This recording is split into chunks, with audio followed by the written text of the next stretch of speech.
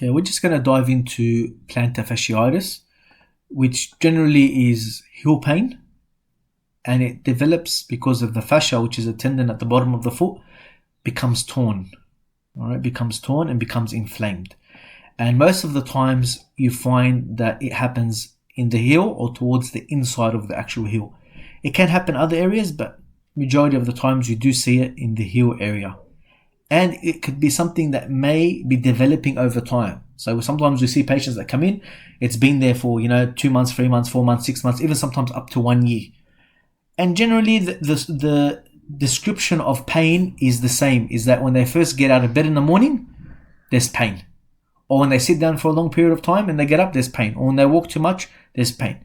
So plantarfaciitis is a common cause of heel pain and can develop as a result of overstretching, overuse, or a medical condition. It is often associated with a heel spur. This, I'll go through that, what that means, because chronic plantarfaciitis and acute plantarfaciitis is different. But generally, a heel spur we find develops after someone has had plantarfaciitis for a long period of time. So if you look at images, you'll find that, again, a lot of pictures will show redness around the heel or people grabbing their heels because of pain. And it can become very painful and also tender to touch or sore to touch. Chronic and acute are different. So we'll have a look at that just to give you a comparison, because acute is pretty much something that just occurs because of like a sporting injury. So there are two types of plantarfaciitis, acute and chronic. Acute, the condition can be triggered by a specific injury. So someone's jumped or he's fallen the wrong way and he's strained the actual tendon. And this is called the acute type. Chronic type is also known as classic case of plantarfaciitis. This is the one we see the most, which becomes worse over time. And generally it's not because someone's had an injury. A lot of times we find that the chronic plantarfaciitis develops over time because there is something wrong with the mechanics of the foot. All right, so look at some pictures. You see here the foot is rolling in, and the orthotic, which insoles, will hold it in the straight position.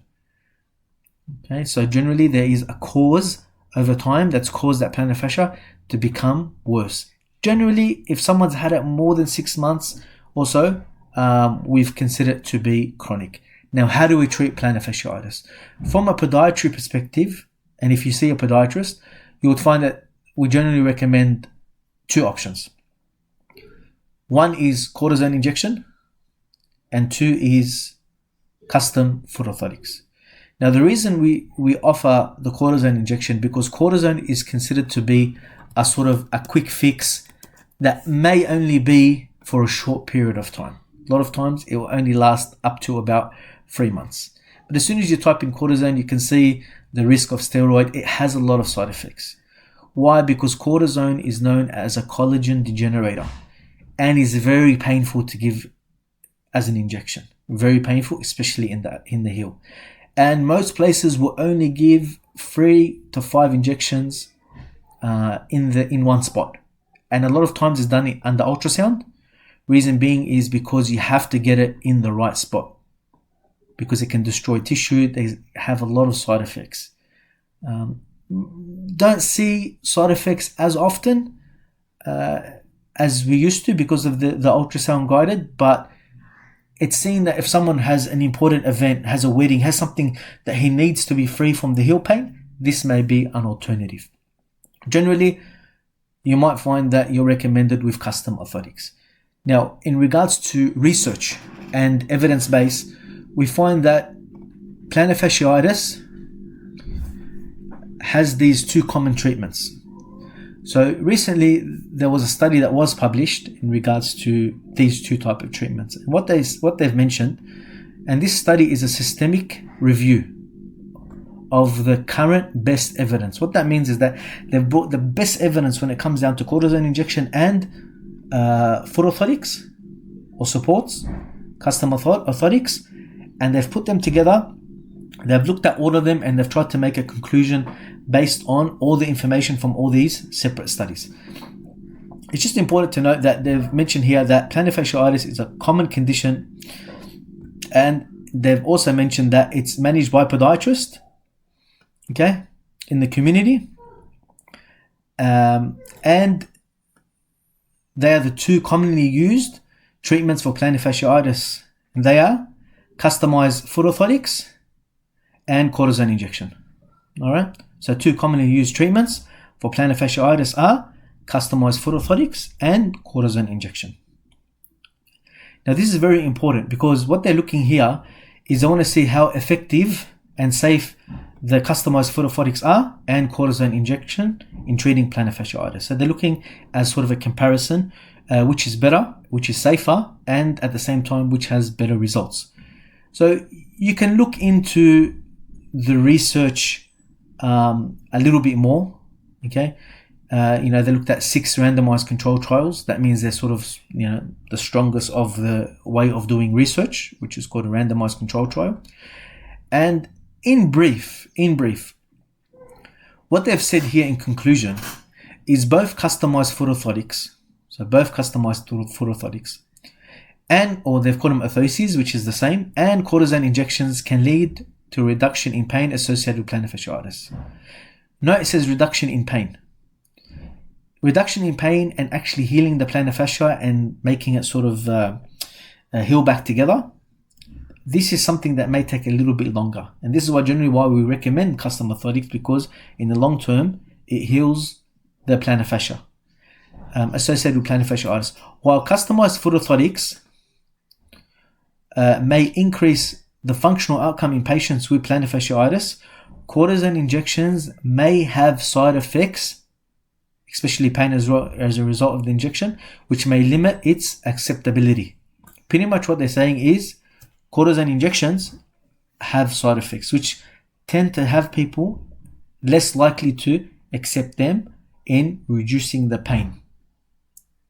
However, with custom foot orthotics, they will increase the functional outcome of patients that have plantar fasciitis. But that also goes back to the type of orthotic, the design of the orthotic, the experience of the practitioner, how much effort is put into the assessment of the patient to know which biomechanical or which issues that the foot, what position or range of motion or what angles the foot is positioned in that need to be corrected in the orthotic.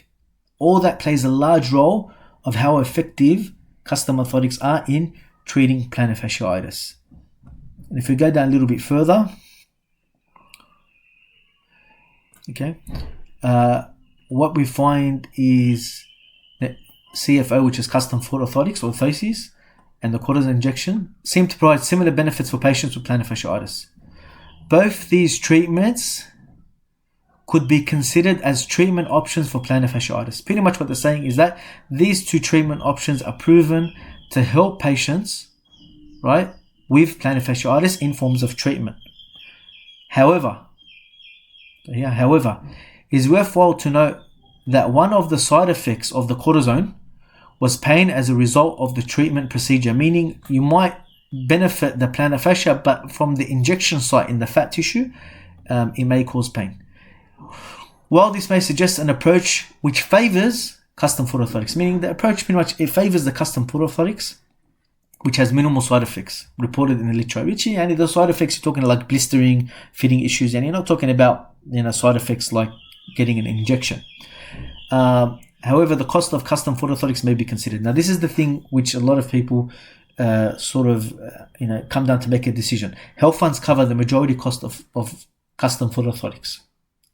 And at the same time, there's a lot of schemes like NDIS and other schemes that cover the cost of foot orthotics, or sometimes people pay private. The reason being is because they're a custom device, they're a medical device, and at the same time, they have a life of about 2 to 4 years, depending on the style and type.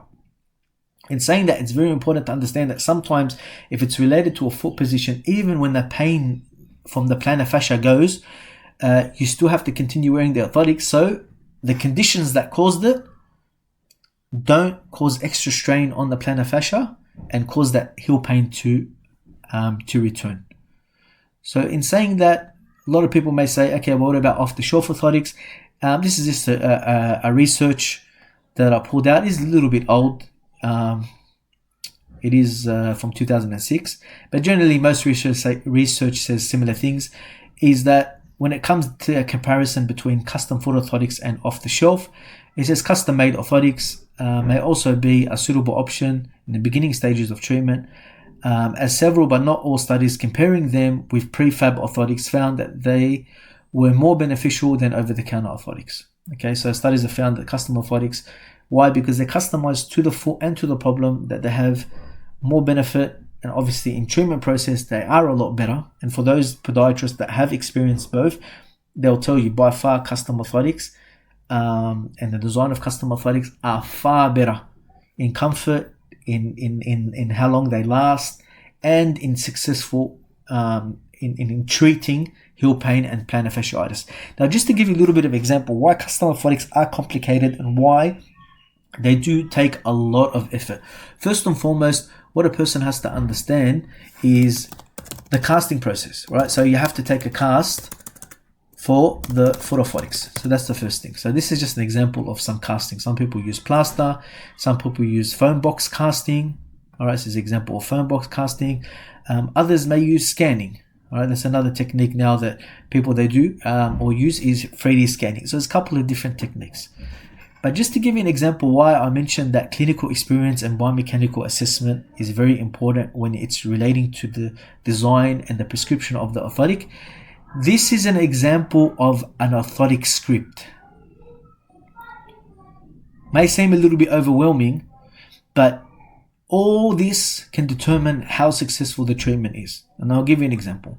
So let's say we choose the type of orthotic. There's a couple of different types. Okay, we have to choose the thickness of the orthotic.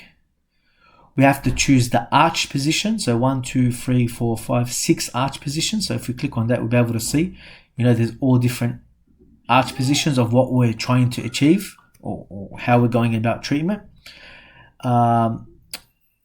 Length and heel cup width. Shell profile is important. Any additions that need to be added on, or supports that need to be added on, or notches to be added on. Refoot, which is the heel. Do we need to change the angle? As you can see, it says up to 15 degrees. So we can change the angle, increase the angle, decrease the angle. The forefoot, which is the front of the actual foot.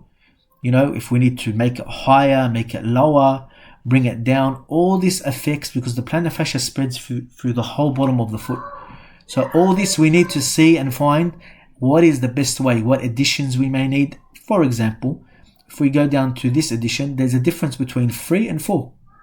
And sometimes if someone's not getting any results with 3, once you go to 4 degrees, it makes a big difference. So even 1 degree can make a huge difference to a patient. So again, it comes back to the prescription of the actual orthotic based on what we call biomechanical assessment. That's why it's very important that when someone wants to undergo the process of orthotics, that a foot assessment or biomechanical assessment is very, very important.